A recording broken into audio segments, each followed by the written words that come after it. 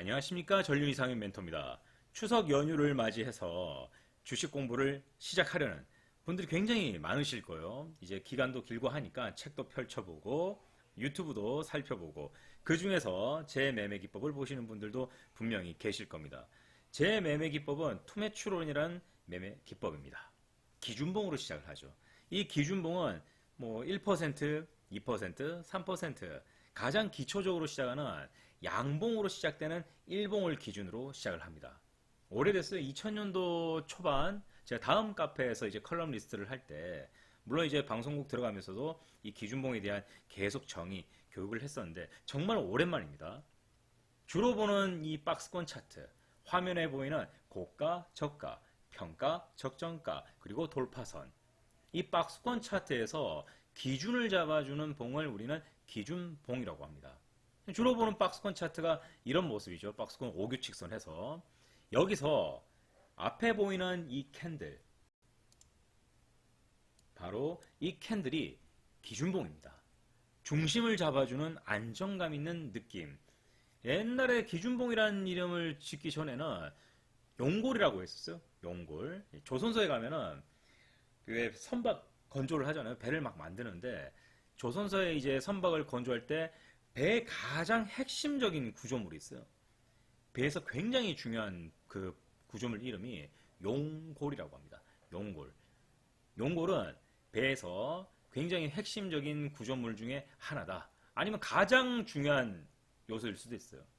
사람의 이제 척추처럼 배의 선수에서 선미까지 쫙 이어지는 거죠. 굉장히 튼튼하고 쫙 이어집니다. 사람의 척추 굉장히 중요하잖아요. 똑같은 구조예요. 똑같은 구조. 균형을 책임지는 안정감 있게 굉장히 중요한 부분이죠. 이런 용골이 들어가고 다양한 구조물들이 이제 붙어서 균형 잡힌 하나의 선박, 배가 완성이 됩니다. 무게 중심의 기준점이라고 할 수 있기 때문에 이때 이제 따와서 요것을 갖다가 기준봉이라고 하면 좋겠구나 라고 이제 생각을 한 거죠.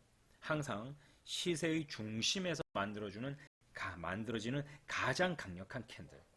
박스권에 규격을 두고 중심을 잡습니다. 위에는 비싸다, 아래는 싸다. 이렇게 두 개의 시세를 나누고 그 중간에 평가, 기준봉의 중심 이렇게. 그래서 이 부분이 바로 기준봉 용골이라고 합니다. 정확하게 시세의 중심. 박스권에 규격을 두고 중심을 잡아서 주가가 다음에 어떤 움직임을 보여줄지 그걸 예측을 하는 거죠. 고가, 저가, 평가, 적정가 이렇게 주가가 움직이는 것을 보고 다음 움직임, 적정가를 찍으면은 돌파선까지 주가가 올라갈 가능성이 크다. 이렇게 이제 예측을 할 수 있는 것. 상승의 첫 신호탄이기도 합니다. 왜? 기준봉이 발생을 하게 되면은 일단 주가가 올라갈 가능성이 굉장히 큽니다.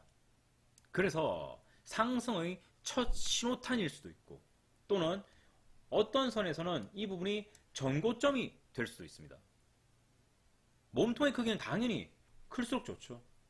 몸통의 크기는 당연히 클수록 좋다.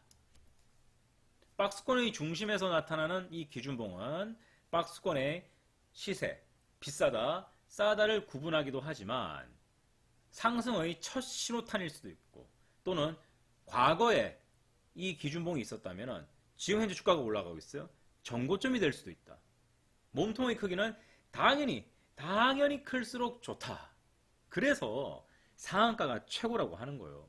상한가도 꼬리 긴 상한가 이런 게 아니라 밑에서 시가가 전일 종가 비슷한 시가가 계속해서 올라서 몸통을 꽉 채운 그런 장대양봉의 상한가는 최고라고 하죠.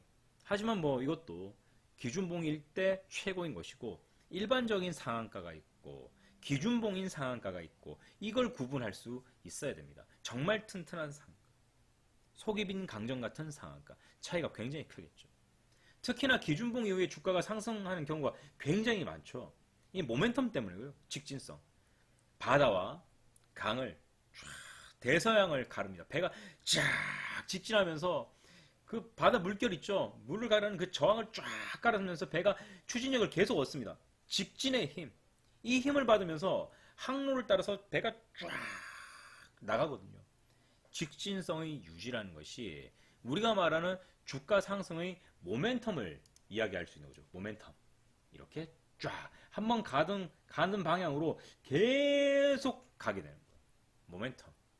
거친 파도에 대서양을 가르는 배의 중심. 기준을 잡아주는 용골. 이게 기준봉입니다. 제가 다음 카페에서 2000년 초반부터 활동을 하면서 기준봉이라는 단어와 그 정의에 대해서 여러분들께 굉장히 많이 설명을 드리잖아요. 기준봉, 기준을 잡아주는 봉 맞습니다. 그런데 이 기준봉에는 직진성, 모멘텀 효과, 그리고 위치에 따라서 어떤 역할을 하는가, 그리고 이 기준봉은 과연 진짜 기준봉인가 아니면 속이 텅 비어있는 깡통 같은 기준봉인가, 이것들을 구분하면서 시작을 해야 되거든요. 제 매매기법 투매추로는 모두 이 기준봉을 활용해서 합니다. 기준봉이 저기 뒤에 있거나 아니 바로 앞에 있거나 또는 그 모양의 형태가 1%이거나 10% 상한가이거나 위치에 따라서 그 역할을 수행하는 것이 전부 다 다릅니다. 기법마다 다르다는 거죠. 그리고 해석하는 방법도 다르고, 기준봉은 과연 어떤 위치에서 가장 강력한 힘을 발휘하는가, 이런 부분들도 상당히 여러분들에게는 생소하게 전해질 텐데, 기준봉은 무조건 중심이라고 보시면 돼요. 그리고 모멘텀 효과를 갖고 있기 때문에 기준봉의 위치는 높은 것보다 아래에 있는 것이 좋다. 이 부분을 반드시 기억을 하시고 매매를 하시면 더욱 안정감 있게 할 수 있다 라고 말씀을 드리겠습니다. 일본 기준봉에서는 총 3개의 구간으로 나뉩니다. 상단, 그리고 중단, 마지막 하단. 이 중에서 가장 강력한 힘을 발휘하는 것은 상단, 이 부분입니다. 이 부분. 윗꼬리, 아랫꼬리가 있죠? 아랫꼬리는 의미가 없습니다. 우리 투매추론에서만큼은 아랫꼬리에 대한 특별한 의미 부여를 전혀 아무것도 하지 않습니다. 그럼 윗꼬리는 어떤 의미를 가지느냐? 물론 이제 일반 정고점으로도 보기도 하죠. 여기다가 이제 가로선을 싹 그어가지고 이렇게 그은 다음에 여기를 돌파를 하면 매수를 하겠다라는 돌파 매매의 개념들이 시장에 굉장히 많아요. 한 100만 명 정도가 이런 매매를 합니다. 그래서 우리는 라이벌, 경쟁자가 너무 많기 때문에 이 부분은 전혀 보지를 않고요. 무조건 이 부분입니다. 무조건 여기. 여러분들이 우리 투매추론을 배우시는 분들은 기준봉이 발생하면 이 부분을 무조건 봐야 돼요. 주가가 움직입니다. 누군가가 거대한 물량으로 진입을 합니다. 헌데 더 이상은 안 돼. 야, 너희들 여기서 올라오면 안 돼. 위에서 또 다른 물량 가지고 이 상승 탄력을 막아버립니다. 사람들은 사고 싶어서 야, 이거 사야 돼. 오늘 이거 안 사면 큰일 나. 야, 오늘은 무조건 이게 승부주야. 엄청나게 삽니다. 그런데 그 의지를 단번에 박살낼 수 있는 자본력, 강력한 힘, 위치까지 고정시킨, 그렇기 때문에 그 오버슈팅으로 나온 물량들을 한 방에 제압해서 눌러버리는 힘이 만든 것이 바로 종가 부근이 되겠습니다. 그러니까 이 위에 있는 많은 사람들이 생각하는 이 일반적인 정고점은 우리가 다르게 생각한다는 거죠. 무언가 매매의 대상이 아닌, 여기 매매의 대상이 아닌 누군가의 저항에 의한 인위적인 힘에 의해서 주가가 어디서 뭉쳤다? 여기. 그리고 이 사람들이 누를 거면 어디까지 누를 건지 분명히 이 압박에 의해서 만들어지는 자리가 있을 것이다. 그 사람들이 누군가가 만들어 놓은 자리, 그 자리가 종가와 이 부근에 위치한다. 1번. 그래서 기준봉은 이 중간값이 깨지기가 굉장히 어렵습니다. 왜? 첫 번째 물량과 두 번째 물량은 들어온 이 기준봉의 주인의 자리. 그러니까 이 자리를 지키기 위해서 최종적으로 여기를 방어를 하게 되는 거죠.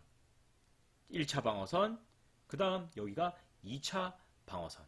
어디가 무너지면 안 되겠어요? 중심이 무너지면 안 되니까 이 부분에 가장 강력한 물량을 채워놓습니다. 그래서 우리는 이 자리를 돌파를 할 때 정고점 돌파 매매, 시장 결정가 매매, 이렇게 시장이 결정 지어 놓은 자리. 그래서 우리가 보는 정고점과 다른 분들이 보는 정고점은 완전히 다르다. 기준봉의 해석부터 그 위치까지 모두 다릅니다.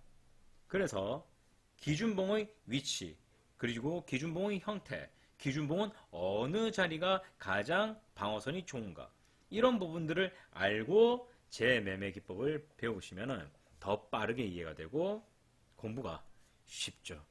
차트를 보는 방향성 그리고 방법이 모두 달라집니다. 이 캔들 하나로 모든 공부의 시작과 과정, 결과가 달라질 수도 있습니다. 연휴가 시작됐습니다. 분명히 남는 여유 시간이 있을 거예요. 그 시간에는 기준봉도 보고, 물론 여러분들이 보시고 있는 다양한 차트들이 있겠죠. 그 차트에 이 기준봉을 대입해서 보는 겁니다. 나는 매수를 할 때 어디를 기준으로 매수를 했는가. 가능하다면 저는 제 매매 기법에서는 기준봉을 추천을 하겠죠. 자, 가장 기초적으로 기준봉에 대해서 일단 알아봤습니다. 다음 시간에는 또 다른 차트, 다른 캔들에 대해서 알아볼 텐데, 시작, 기초는 일단은 장대양봉, 기준봉입니다. 수고하셨습니다.